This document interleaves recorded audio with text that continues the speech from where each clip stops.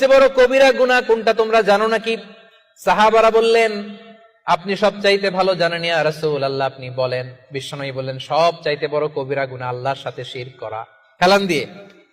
2 নম্বরে উকুকুল ওয়ালিদাইন, মাতা পিতার অবাধ্য হওয়া। 3 নম্বরটা যখন বলবেন হেলান থেকে উঠলেন এভাবে, সিরিয়াস। 3টা কবিরা গুনাহ তোমাদের বলবো না, বলেন। 2টা বলছে হেলান দিয়ে, একটা হচ্ছে আল্লাহর সাথে শিরক করা, 2 নাম্বার হচ্ছে মাতা পিতার অবাধ্য হওয়া। 3 নাম্বারটা যখন বলবেন, ওয়াকানা মুত্তাকিয়ান, তিনি হেলান দেওয়া ছিলেন, ফাজালাসা, সিরিয়াস হয়ে বসলেন। এরপরে বললেন, আলা ওয়া কওলুজ জুর, আলা ওয়া শাহাদাতুজ জুর, সাবধান, মিথ্যা বলো না, মিথ্যা সাক্ষী দিও না, মিথ্যা সাক্ষী দিও না, মিথ্যা সাক্ষী দিও না। বিষ্ণুবী বলতেই লাগলেন, কতবার যে বলছেন তার কোনো হিসাব নাই। কোন সুবহানাল্লাহ। সিরিয়াস, খুবই সিরিয়াস।